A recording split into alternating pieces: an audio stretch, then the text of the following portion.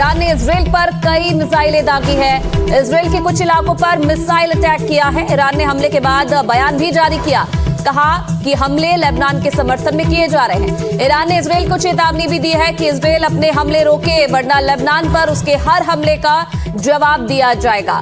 तो आपको बता दें कि लगातार जो इजराइल है लेबनान पर निशाना साध कर हमला कर रहा था, और अब लेबनान का साथ देते हुए ईरान ने इजराइल की तरफ कई मिसाइलें दागी हैं, धमकी भी दी है, चेतावनी भी दी है कि अगर इजराइल के हमले नहीं रुके तो इसका बुरा अंजाम भुगतना पड़ सकता है इजराइल को। राजीव मेरे सहयोगी इस खबर पर और ज्यादा जानकारी के लिए जुड़ गए हैं। राजीव, एक तरफ तो हर किसी की नजर उस समझौते पर है जो ट्रंप लगातार कह रहे हैं कि ईरान से बातचीत हो रही है, समझौता जल्द हो सकता है, लेकिन दूसरी तरफ ये अटैक जो रुकने का नाम नहीं ले रहे।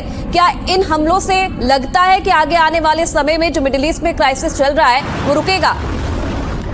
देखिए, इसे और क्राइसिस सच कहें तो बढ़ने की आशंका है। जिस तरह से इजराइल पर जो है ईरान ने हमला किया, हालांकि ईरान का पहले से ही रुख था कि अमेरिका के साथ जो सीज फायर हो रही, जो बातचीत हो रही, उसमें यह भी बात शामिल है कि लेबनान पर हमले इजराइल बंद करे।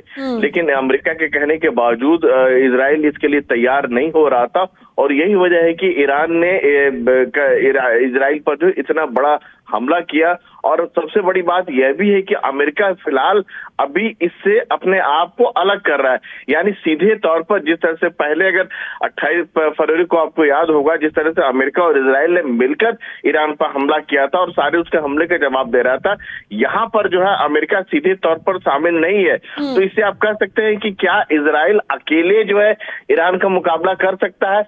ये बहुत हद तक फिलहाल की जो स्थिति है उससे संभव नहीं जान पड़ता है। लेकिन ईरान का साफ तौर पर ये कहना है कि हमारे जो प्रॉक्सी है, यानी हमारी वजह से जो इजराइल पर हमला जिसने करना शुरू किया, यानी हिजबुल्लाह ने, हम उसको साथ नहीं छोड़ सकते हैं। जी बिल्कुल। और कुछ दिनों पहले डोनाल्ड ट्रंप ने भी इजरायली पीएम नेतन्याहू से बात की थी, उन्हें डांट लगाई थी कि वो ईरान जो हमले हैं वो रोके, नहीं तो इसका अंजाम भुगतना पड़ सकता है। अब देखिए हमले लगातार जारी है। इस बीच बड़ी खबर ये भी मिल रही है कि ईरान के करमान शाह में सड़कों पर लोग उतरे हैं और प्रदर्शन लोगों की तरफ से किया जा रहा है। अब राजीव, क्योंकि एक तरफ तो समझौतों की बात हो रही है, अब जिस तरीके से आपने भी बताया कि शुरुआती दौर से इजराइल की ये मांग थी कि लेबनान पर हमले रोके इजराइल, लेकिन इजराइल तो ये साफ कसम खा चुका है कि जब तक वो हिजबुल्लाह का खात्मा नहीं करता है तब तक वो अपने अटैक नहीं रोकेगा। वो तो ट्रंप की बात भी नहीं मान रहे हैं। तो क्या ये जो अब युद्ध है ये किसी और दिशा में जाता हुआ नजर आ रहा है? क्योंकि इजराइल तो अपने मन की कर रहा है, दूसरी तरफ ट्रंप लगातार कई और दावे कर रहे हैं। देखिए, कुछ वैसा ही आसार नजर आ रहा है, लेकिन हमें थोड़ा इंतजार करना पड़ेगा कि ट्रंप का अगला रुख क्या होता है।